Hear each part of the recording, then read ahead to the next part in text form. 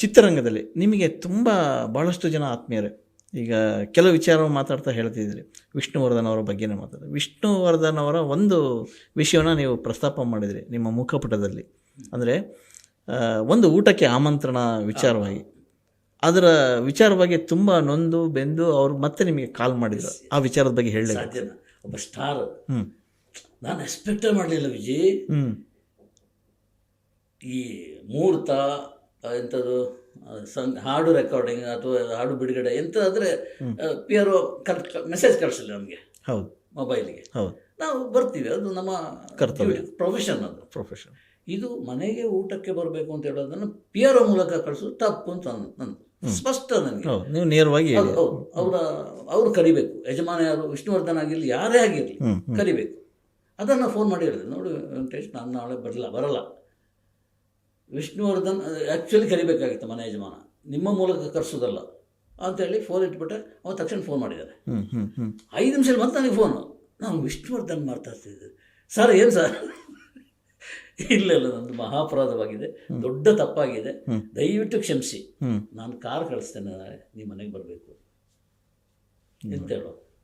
ಈಗ ನನಗೊಂದು ಮೆಸೇಜ್ ಇದೆಯಾ? ಸಾಧ್ಯನೇ ಇಲ್ಲ. ಅಷ್ಟೇ ಕೇರ್ಲೆಸ್. ಅದು ಅಷ್ಟು ನಾವು ಕಾಪಾಡ್ಕೊಂಡಿದ್ದೀವಿ ಮತ್ತು ಅದಕ್ಕೆ ಬೆಲೆ ಕೊಟ್ಟಿದ್ದಾರೆ. ಕರೆಕ್ಟ್.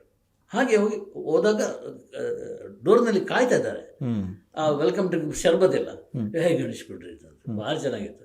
ಆಮೇಲೆ ಊಟ ಅದೆಲ್ಲ ಮಾಡಿದ್ಮೇಲೆ ನಾವೆಲ್ಲ ಲಾಸ್ಟ್ ಅದು ಫೋಟೋ ಜರ್ನಲಿಸ್ಟಿಕ್ ಸಮೇತ. ಎಸ್, ಆ ಫೋಟೋ ನಂತರ ಇದೆ ಇನ್ನು. ಹೌದು ಸರ್.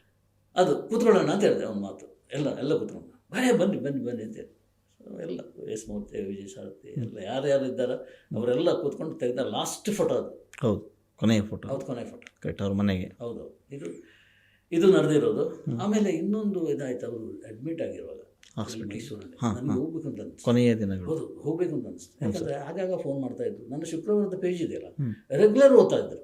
ಓದ್ಬಿಟ್ಟು ನನಗೆ ಫೋನ್ ಮಾಡೋದು, ಗಣೇಶ್ ಹೀಗೆಲ್ಲ ಇದೆಯಾ ಜೀವನ ಅಂದರೆ ಚದುರು ಚಿತ್ರಗಳು, ನಟ ನಟಿಯರಲ್ಲಿ ಈ ಥರ ಇದ್ದಾರೆ, ನಮ್ಮ ಪಕ್ಕದಲ್ಲೇ ಇರೋರು ಈ ಥರ ಇದ್ದಾರೆ, ಗೊತ್ತಿಲ್ಲ. ಇದು ಗ್ರೇಟ್ ವರ್ಕ್ ನೀವು ಮಾಡ್ತಾ ಇರೋದು ಅಂತ ಹಾಗೆಲ್ಲ ಹೇಳೋರು. ಅಂಥ ವ್ಯಕ್ತಿಯನ್ನು ನಾನು ಆ ಸೌಖ್ಯಲ್ಲದೆ ಮಲ್ಕೊಂಡ್ರೆ ನೋಡಬೇಕು ಅಂತ. ಅವ್ರು ಏನು ಹೇಳಿದ್ರು ಗೊತ್ತಾ? ದಯವಿಟ್ಟು ಬೇಡ, ನಾನು ಈಗ ಇರುವಂಥ ದೈಹಿಕ ಪರಿಸ್ಥಿತಿಯಲ್ಲಿ ನೀವು ನೋಡಿದರೆ ವಿಷ್ಣುವರ್ಧನ್ ಅಂತೇಳಿ ಹೇಳಲಿಕ್ಕಾಗಲ್ಲ ಅಂತ ಹೇಳಿದರು. ನಿಮ್ಮ ಮೆದುಳಿನಲ್ಲಿ ಏನಿದೆ ವಿಷ್ಣುವರ್ಧನ್ ಬಗ್ಗೆ ಆ ಕಲ್ಪನೆ ಇರಲಿ, ಅದನ್ನು ಇಷ್ಟ ಮಾಡಲಿಕ್ಕೆ ನಾನು ರೆಡಿ ಇಲ್ಲ ಅಂತ ಹೇಳಿದರು. ಅದೇ ಲಾಸ್ಟ್. ಆಮೇಲೆ ವಿಷ್ಣುವರ್ಧನ್ ಹೆಣಾಗಿ ಬಂದಿರೋದು, ಶವವಾಗಿ ಬಂದಿರೋದು ಇಲ್ಲಿಗೆ.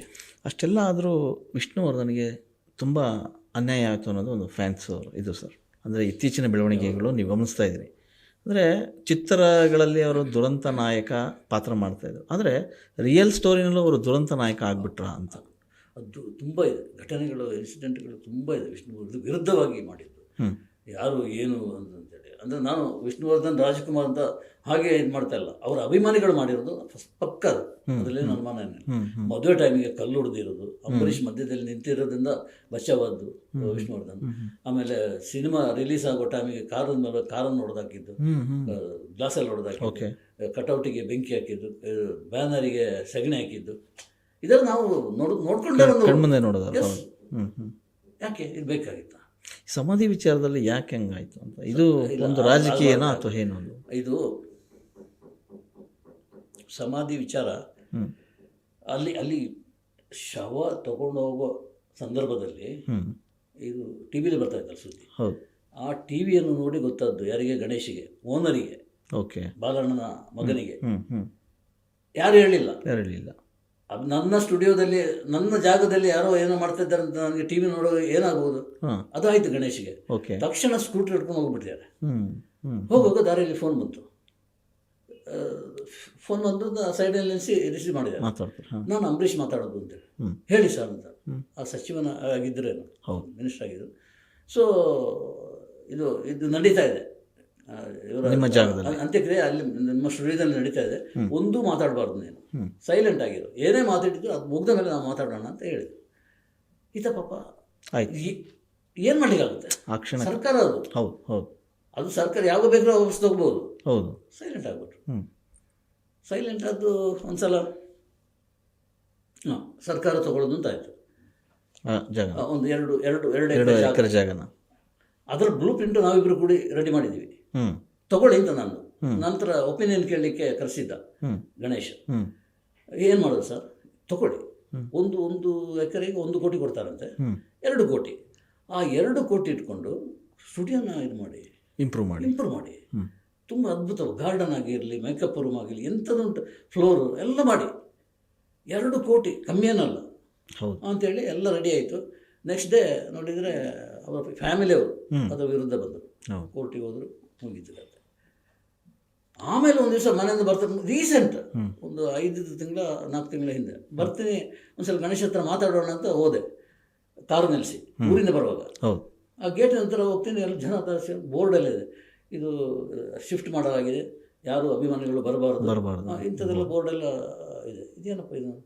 ಒಂದ್ಸಲ ನಾನು ಗಣೇಶನ್ ಅಲ್ಲ ಸೆಕ್ಯೂರಿಟಿ ಇದ್ದ, ದಪ್ಪಗಿದ್ದ, ಅವನು ಬಾಡಿ ಗಾರ್ಡ್ನಾಗಿದ್ದಾನೆ, ಬ್ಲ್ಯಾಕ್ ಶರ್ಟರ್ ಹಾಕೊಂಡು. ಗಣೇಶನ್ ನೋಡ್ಬೇಕಲ್ಲ ಅಂತ. ಯಾವ ಗಣೇಶ? ಅದೇ ಓನರು. ಎಲ್ಲಿದ್ದೀರಿ ಸರ್ ನೀವು? ಅವ್ರು ತೀರ್ಕೊಂಡು ಎಷ್ಟು ವರ್ಷ ಆಯಿತು ಗೊತ್ತಾ ಅಂತ ಹೇಳೋದ. ನಾನು ನಡೆದ್ಬಿಟ್ಟೆ, ನನಗೆ ಗೊತ್ತಿಲ್ಲ ಅವ್ರು ತೀರ್ಕೊಂಡದ್ದು ಯಾರಿಗೂ ಗೊತ್ತಿಲ್ಲ. ನಾನೊಂದು ಆಮೇಲೆ ಫೇಸ್ಬುಕ್ನಲ್ಲಿ ಬರೆದು ನೋಡಿ ಒಂದಷ್ಟು ಜನಕ್ಕೆ ಗೊತ್ತಾಯಿತು ಅಷ್ಟೇ ಹೊರತು ಗಣೇಶ್ ತೀರ್ಕೊಂಡು ಯಾರಿಗೂ ಗೊತ್ತಿಲ್ಲ. ಯಾಕೆ ತೀರ್ಕೊಂಡ ಕಾರಣ ಅದು ಈಗ ಕೋರ್ಟಲ್ಲಿ ಇದೆ ಅಂತೆ ಸಮಸ್ಯೆ, ಬರೀ ಸಹಜ ಸಾವಲ್ಲ ಅಂತ. ಹಾಗೆ ಇದೆ.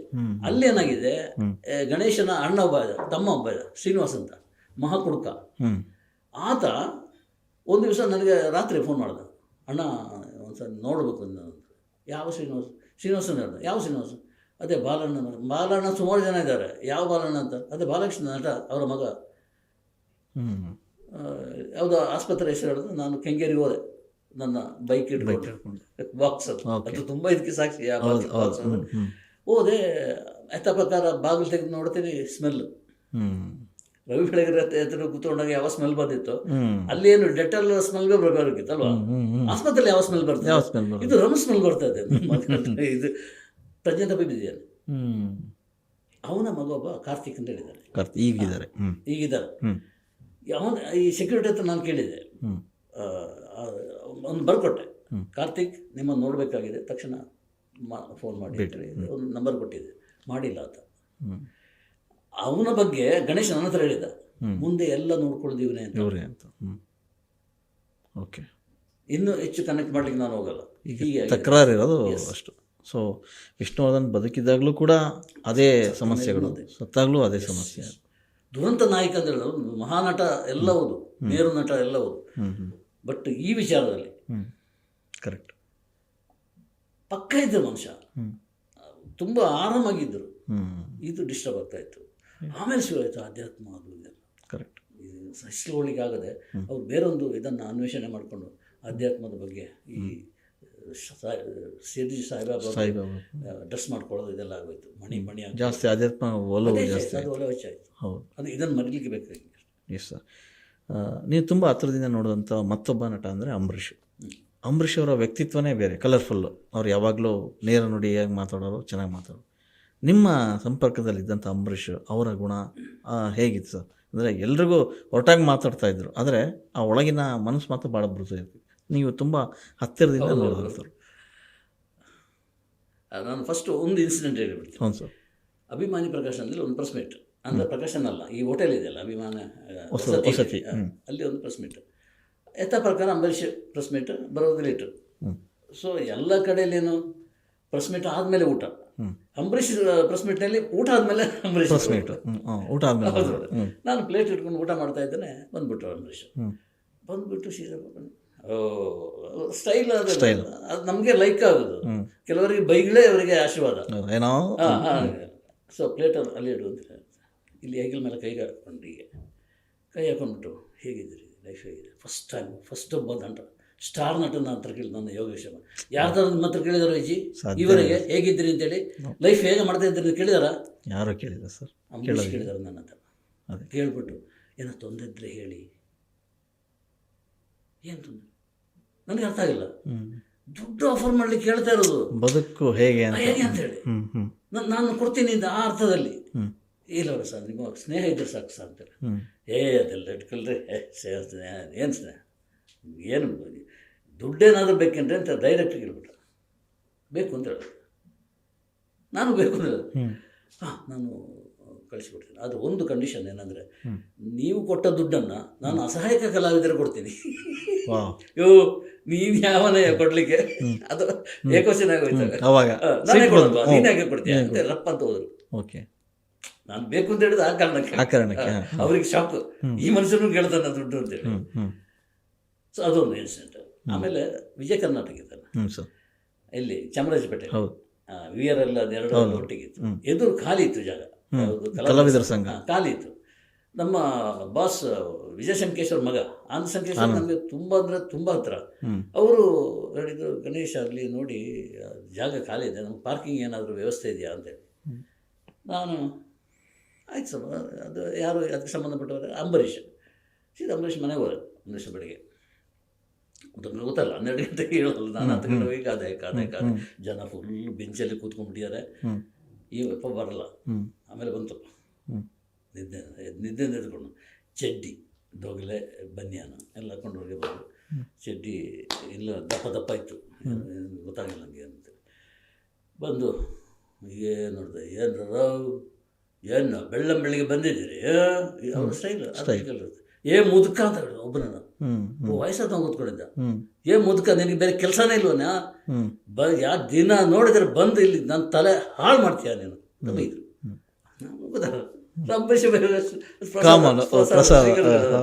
ಅಂತೇಳಿ ಹತ್ರ ಹೋಗಿ ನಾನು ಇದೆಲ್ಲ ಗಮನಿಸ್ತಾ ಇದ್ದೇನೆ. ಹತ್ರ ಹೋಗಿ ಜೇಬಿನ ಒಂದು ಬಂಡಲ್ ನೋಟು ತೆಗೆದು ಬಿಟ್ರು. ಹೋಗೋಗು ಬಂಡಲ್, ಇದೆಂತ ಅಂಬರೀಷು ಈ ಥರ ಇದೆ. ಒಂದು ಕಡೆ ಬೈತು ಅದು ಪ್ರೀತಿಯಿಂದ ಅದು ಕೊಟ್ಬಿಟ್ರು. ಬನ್ನಿ ಅಂತೇಳಿ ಎಲ್ಲ ನಾವೆಲ್ಲ ಕಳಿಸಿ ಆಯಿತು. ಸೀದಾ ಒಳಗೆ ಕಳಿಸಿ ತಿಂಡಿ ತಿನ್ನೋಣ ಅಂತ. ಅವ್ರು ಬೆಳಗಿನ ಅಂದರೆ ಮಧ್ಯಾಹ್ನ ತಿಂಡಿ. ಒಂದು ದೊಡ್ಡ ಟೇಬಲ್ ವಿಜಿ, ಟೇಬಲ್ ತುಂಬ ತಿಂಡಿ, ಇಡ್ಲಿ ಏನೇನಿದೆಯೋ ತಿಂಡಿ ನಾವು ಬೆಳಗ್ಗೆ ತಿನ್ನುವಂಥದ್ದು. ಅದ್ರಲ್ಲಿ ಚಿಕನ್ ಮಟನ್ ಎಲ್ಲ ರಾಶಿ. ಏನು ಈ ಥರ ತಿಂತಾನ? ನನಗೆ ಆಶ್ಚರ್ಯ ಆಗೋದು. ಯಾಕೆ ಸರ್ ಇದೆಲ್ಲ ಇಷ್ಟೆಲ್ಲ ಮಾಡ್ತಾಯಿದ್ದೆ ಅಂತೇಳಿ. ಇಲ್ಲ, ನನಗೆ ಅದು ಅಭ್ಯಾಸ. ನಾನು ಇಷ್ಟೇ ತಿನ್ನು, ಒಂದು ಇಡ್ಲಿ ಒಂದು ಚಟ್ನಿ ಉಳಿಸಿ ತಿಂದರೆ ಮುಗೀತು. ಇದು ಬೇಕು ನನಗೆ, ಯಾವುದು ಕಮ್ಮಿ ಆಗಬಾರ್ದು, ಇದು ಬೇಕು. ನಿಮ್ಗೆ ಏನೇನು ಬೇಕು ಅದರಲ್ಲಿ ತಿನ್ನಿ ಅಂತೇಳಿ. ನಂದು ಅಷ್ಟೇ ಸರ್, ಇಡ್ಲಿ ಸಾಂಬಾರು ತಗೊಳ್ತೀನಿ ಚಟ್ನಿ ಬದಲು ಅಂತೇಳಿ ತಿಂದುಕೊಂಡು ಹೋದೆ. ಇದು ನಾ ಕಂಡ ಅಂಬರೀಷನ ಕೆಲವು ಮಾತ್ರ ಘಟನೆಗಳು. ಆದರೆ ಇನ್ನೊಂದು ಏನಿದೆ, ಲಾಸ್ಟ್ ಈ ಅಂಬಿ ನಿಮಗೆ ವಯಸ್ಸಾಯ್ತಲ್ಲ, ಅದೊಂದು ಪ್ರೆಸ್ ಮೀಟ್ ನಡೀತಾರೆ. ಏಟಿಯದಲ್ಲೇ ಇರಬೇಕು ಅನ್ನೋ ಅನಿಸ್ತದೆ. ಅಲ್ಲಿ ಹೋದಾಗ ನಾನು ಯಾವುದೋ ಒಂದು ಫಂಕ್ಷನಿಗೆ ಹೋಗಿ, ಅಂದರೆ ಫ್ಯಾಮಿಲಿ ಫಂಕ್ಷನಿಗೆ ಹೋಗಿ ಅಲ್ಲೇ ಬಂದಿದ್ದು. ಬರುವಾಗ ಮಿಸ್ಸಸ್ ಜೊತೆಯಲ್ಲಿದ್ದರು. ಸೊ ಹೊರಗೆ ಕರ್ಕೊಂಡೋಗಿ ನನಗೆ ಚೇರ್ ಕೊಟ್ಟರು. ಅಂಬರೀಷ್ ಅಲ್ಲಿ ಕೂತ್ಕೊಂಡಿದ್ದಾರೆ, ಚೇರ್ ಕೊಟ್ಟರು. ಸುದೀಪ್ ಎಲ್ಲ ಬರುವ ಪ್ರೋಗ್ರಾಮ್ ಎಲ್ಲ ಇತ್ತು. ಚೇರ್ ಕೊಟ್ಟರು, ನಾನು ಮಾತಾಡ್ತಾರೆ. ಇಲ್ಲಿ ನಿಂತ್ಕೊಂಡಿದ್ದಾರೆ ಮಿಸ್ಸಸ್ ಗಾಯತ್ರಿ ಅಂತೇಳಿ ಅಂತ ಹೇಳಿದೆ. ಬಮ್ಮ ಕೊಡು ಚೇರ್ ಕೊಡು ಅಂತ ಅಲ್ಲಿ ಮಾತಾಡಿದ ಒಂದು 10-15 ನಿಮಿಷ ಇದೆಯಲ್ಲ, ನನ್ನ ಮಿಸ್ಸಸ್ ಪೂರ್ತಿ ಅವರ ಬಗ್ಗೆ ಇದ್ದ ಒಪಿನಿಯನ್ ಪೂರ್ತಿ ಚೇಂಜ್ ಆಗೋದು. ಚೇಂಜ್ ಆಗಿದ್ದು ಎಷ್ಟು ಅವರಿಗೆ ಅಂತ ಹೇಳ್ತಾ ಇದ್ದವರು. ಅಂಬರೀಷ್ ಅಂತೇಳಿ ಹೇಳ್ತಾ ಇದ್ದವರು. ಈ ನಮ್ಮ ಸಂಬಂಧ ಮತ್ತು ಅವರು ಮಾತಾಡಿದ ರೀತಿಯೆಲ್ಲ ನೋಡ್ಬಿಟ್ಟು ಫುಲ್ ಟಿ ವಿಯಲ್ಲಿ ಆ ಶವದ ಇದೆಲ್ಲ ಬರ್ತಾ ಇತ್ತಲ್ಲ, ನೋಡಿಬಿಟ್ಟು ಅಡುಗೆ ರೂಮಿಗೆ ಹೋಗಿ ಅಳ್ತಾ ಕೂತ್ಕೊಂಡಿದ್ರು. ಅಂಬರೀಷ್ ಯಾವ ರೀತಿ ಮಾಡ್ತಾರಂದ್ರೆ ವ್ಯಕ್ತಿತ್ವ ಅದು ವಂಡರ್ಫುಲ್. ಒಂದು ಘಟನೆ ಹೇಳ್ಬಿಡ್ತೀನಿ. ಫಸ್ಟ್ ಇಂಟರ್ವ್ಯೂ ಅಂಬರೀಷನ್ನ ಚಿತ್ರದೀಪಕ್ಕಾಗಿ ಹೋದೆ. ಅವರು ಆಗ ಇಲ್ಲಿದ್ದರು, ವುಡ್ಲ್ಯಾಂಡ್ಸ್ ಹೋಟೆಲ್, ಯಾವುದೋ ಒಂದು ನಂಬರ್ ನೆನಪಿಲ್ಲ. ಹೋದೆ, ಇಲ್ಲ ಅವಾಗಲೂ ಓಪನ್ ಇದೆ ಸ್ವಲ್ಪ ಓಪನ್ ಇದೆ. ನಾನು ಇದು ಮಾಡ್ತಾ ಹೋದೆ. ಓಪನ್ ಮಾಡಿ ಸೀದಾ ಒಳಗೆ ಹೋದೆ. 2 ಜೀವ ಮಲ್ಕೊಂಡಿದೆ, 2 ಬೆಡ್ಡಲ್ಲಿ ಮುಸ್ಕೊಂಡ್ಬಿಟ್ಟಿದೆ. ಯಾರು ಅಂಬರೀಷು ಯಾರು ಇನ್ನೊಬ್ಬ ಅಂತ ನನಗೆ ಗೊತ್ತಾಗಿಲ್ಲ. ಮತ್ತು ಸ್ವಲ್ಪ ಹೊತ್ತಾಗ ಕೆಮ್ಮಿ ಇದು ನೋಡಿದಾಗ ನನ್ನ ಅನ್ಕೊಂಡ್ರು, ಏನು ಯಾರು ನೀನು, ಏನು ಹೇಳ್ದೆ ಕೇಳಿದ್ರೆ ಒಳಗೆ ಬಂದಿದ್ಯಾ? ಆಗಲೇ ನನ್ನ ಆ ಕಾಲದಲ್ಲೇ ಬಂದಿದ್ಯಾ ಅಂತ ಕೇಳಿದ್ರು. ಮಾತಾಡಬೇಕಿತ್ತು. ಇಂಟ್ರ್ಯೂ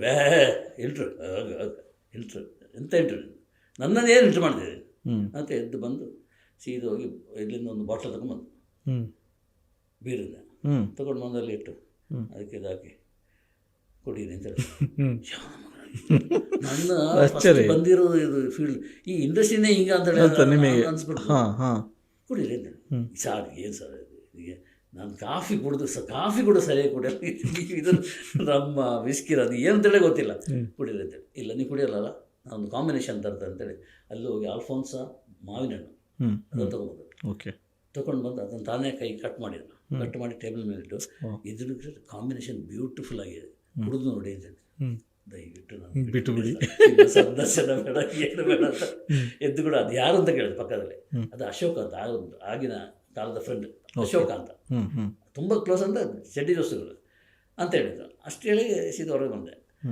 ನಾನು ಏನು ಮಾಡಿದ್ದೆ ಅದನ್ನೇ ಒಂದು ಐಟಮ್ ಆಗಿ ಫ್ರಂಟ್ ಪೇಜ್ ಬರೆದೆ.